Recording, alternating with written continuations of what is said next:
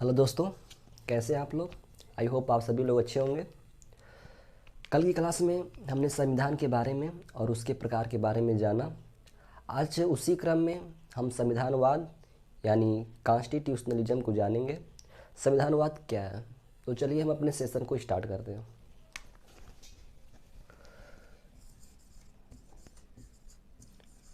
Constitutionalism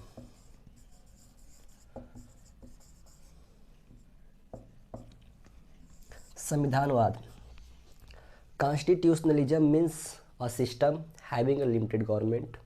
संविधानवाद एक ऐसी संस्था है जिसके पास सीमित सरकार होती है। सीमित सरकार क्यों कहते हैं? क्योंकि इनके पास जो शक्तियाँ होती हैं वो भी सीमित होती हैं। इन सीमित सरकार इन लिमिटेड गवर्नमेंट्स शासन व्यवस्था बहुत ही अच्छी होती है, क्योंकि इनकी जो शक्तियों का विभाजन होता है और जो शक्तियाँ होती हैं वो पूर्ण रूप से परिभाषित होती हैं।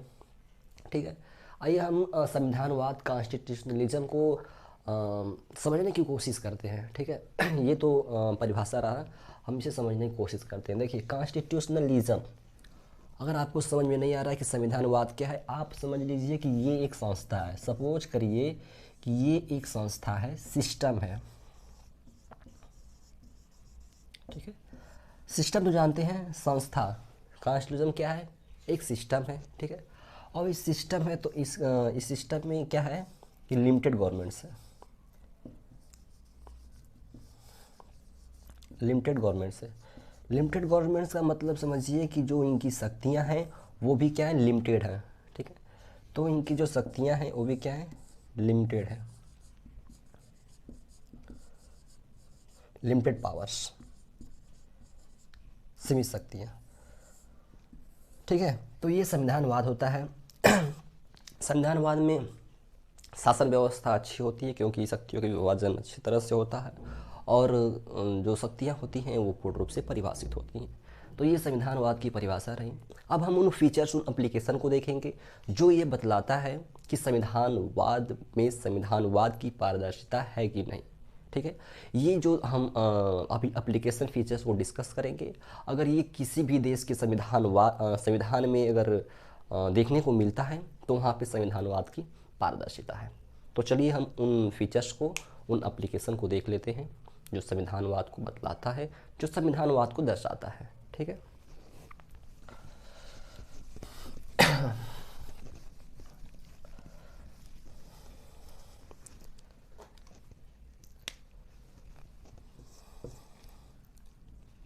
सबसे पहले separation of power. Separation of power, शक्तियों का विभाजन। संविधानवाद के लिए सबसे ज़रूरी और महत्वपूर्ण चीज़ है कि शक्तियों का विभाजन होना चाहिए। शक्तियों के विभाजन का मतलब ये है कि जैसे कि मान लीजिए राज्य है और केंद्र है, इनके बीच शक्तियों का विभाजन एक संतुलित रूप से होना चाहिए। ठीक है, शक्तियों का विभाजन संविधानवाद को दर्शाता है। अब हम इसके नेक्स्ट फीचर्स, नेक्स्ट एप्लीकेशन को देखेंगे जो संविधानवाद को दर्शाता है। तो सेपरेशन ऑफ पावर हो गया, जो जिसमें शक्तियों का विभाजन होता है राज्य और केंद्र के बीच। जैसे मान लीजिए कोई सब्जेक्ट्स है, 4 सब्जेक्ट्स हैं, 2 सब्जेक्ट्स पर केंद्र पर कानून बनाएगी और 2 सब्जेक्ट्स पर राज्य मिलकर कानून बनाएंगे। तो यही होता है शक्तियों का विभाजन, और इसमें ज़्यादा कुछ होता नहीं है। और बाद में हम इस चीज़ को और अच्छे से समझेंगे कि शक्तियों का विभाजन कैसे क्या क्या होता है, वो आगे चलकर। फिलहाल बस इतना जानिए कि संविधानवाद के लिए जो बेहतर, जो ज़रूरी है वो है सेपरेशन ऑफ पावर। ये एक फीचर्स है संविधानवाद होने के लिए। और दूसरा है इंडिपेंडेंट जुडिशियरी। इंडिपेंडेंट जुडिशियरी, कल की क्लास में हमने बताया था कि इंडिपेंडेंट जुडिशरी क्या होता है। ठीक है, आज फिर बताते हैं। इंडिपेंडेंट जुडिशरी का मतलब होता है स्वतंत्र न्यायपालिका। संसद अगर कोई कानून, नियम बनाती है तो न्यायपालिका उसे असंवैधानिक घोषित कर सकती है यदि वह संविधान के प्रयोजन के विरुद्ध हो तो, प्रावधान के विरुद्ध हो तो। ठीक है, तो और ये जो हमारी जो स्वतंत्र न्यायपालिका होती है वो राज्य और केंद्र के बीच डिस्प्यूट को भी रिजॉल्व करती है।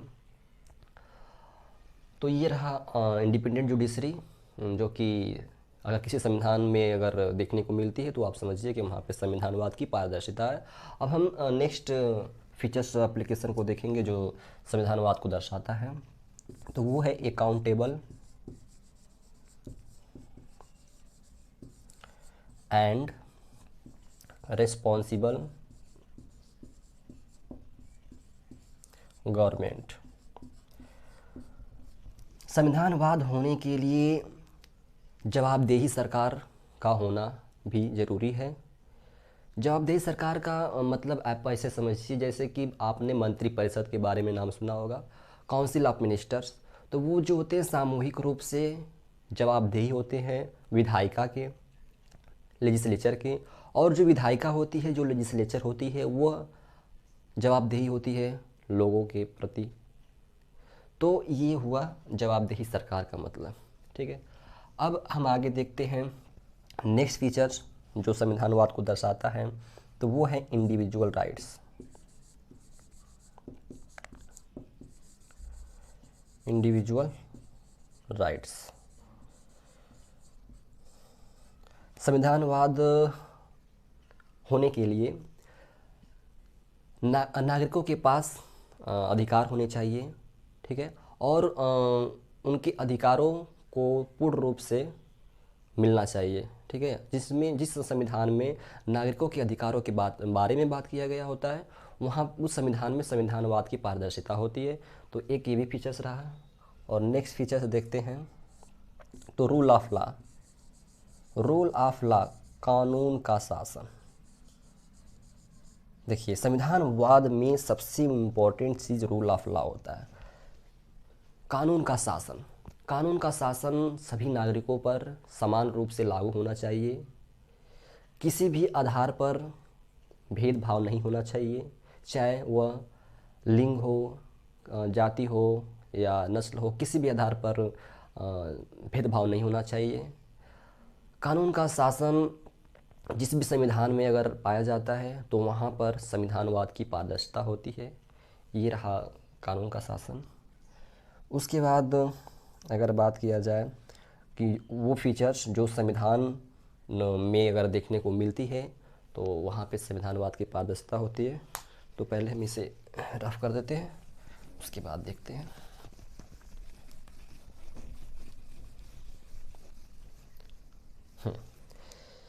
देखिए, constitutionalism not only places limits on the power of government but also places limit on the privilege of citizens। कहने का मतलब है कि संविधानवाद न केवल सरकार की शक्तियों पर प्रतिबंध लगाती है बल्कि वह नागरिकों के विशेषाधिकारों पर भी प्रतिबंध लगाती है। अगर इस तरह का प्रावधान किसी संविधान में देखने को मिलता है तो वहाँ पे संविधानवाद की पारदर्शिता होती है, वहाँ पे संविधानवाद होता है। तो लिख लेते हैं, constitutionalism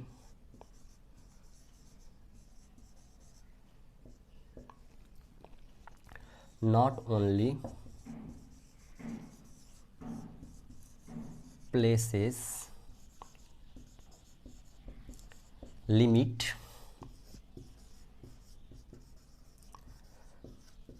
on the powers of government but also places limit on the privileges of citizen।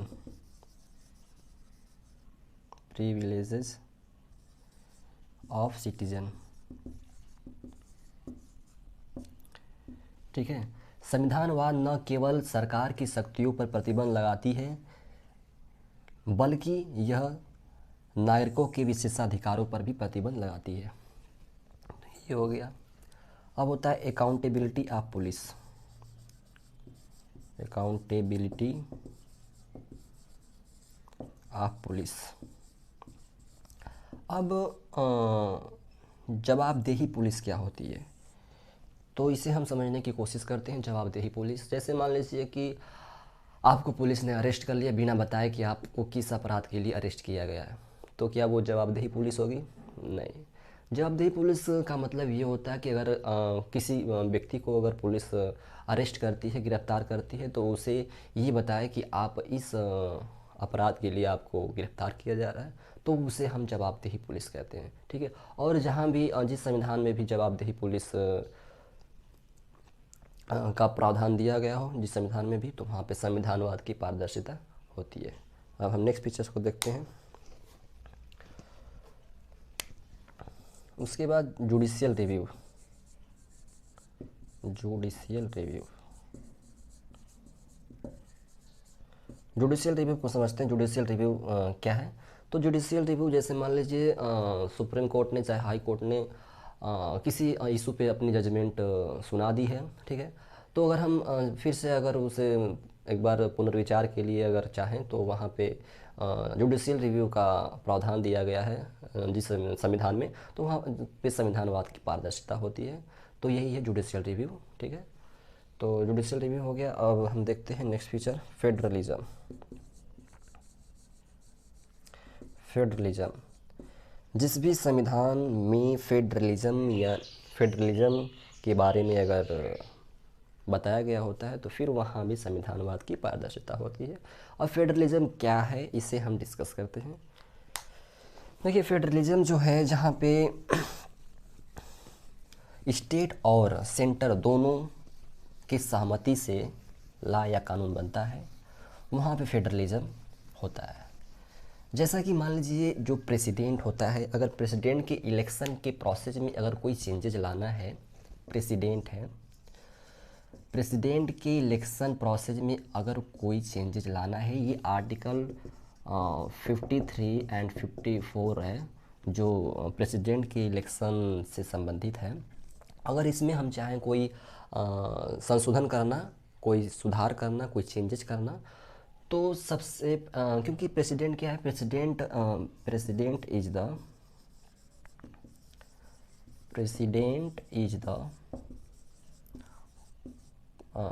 Common property, ठीक है। ये कॉमन प्रॉपर्टी है, जितना सेंटर का है, जितना ये सेंटर का है उतना ये स्टेट का भी है, जितना ये सेंटर का है उतना ये स्टेट्स के भी है, ठीक है।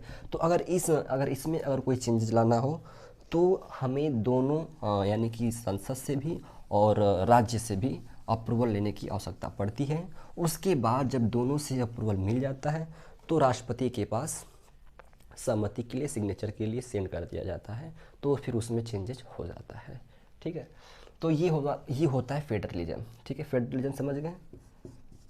फेडरलिज्म क्या होता है? तो जहाँ पे सेंटर और स्टेट्स दोनों की सहभागिता होती है, दोनों के अप्रूवल से जहाँ पे कानून या लॉ बनते हैं, ठीक है। उसके बाद फिर उसे भेज दिया जाता है कहाँ पे, राष्ट्रपति के पास सिग्नेचर करने के लिए, तब जाके वहाँ पे चेंजेस संभव हो जाता है। तो ये रहा फेडरलिज्म। अब हमने